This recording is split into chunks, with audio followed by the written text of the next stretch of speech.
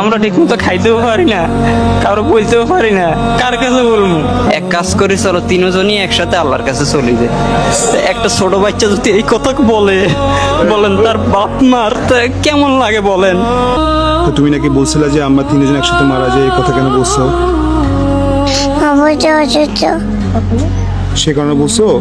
দিনী ভাইয়ের ছেলেটা, এই ছেলেটা বলছিল যে আব্বু যখন যেহেতু অসুস্থ, মা যেহেতু অসুস্থ, চলেন আমরা তিনজন একসাথে মারা যায়।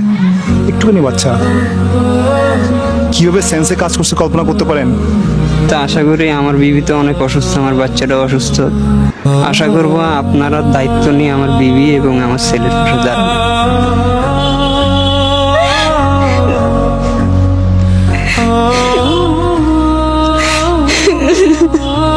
বোন, কান্না করিয়েন না, দোয়া করবেন। আমি জানি আপনারা সুস্থ হয়ে যাবেন ইনশাআল্লাহ। আল্লাহ জানি তারে সুস্থ করে দেয়। আমরা সবাই দোয়া করিয়েন, টাকা দিয়েও যেতে সহযোগিতা করতেছেন, সবাই দোয়াও করিয়েন। আল্লাহ কখন যে কার দোয়া কবুল করে এটা আমরা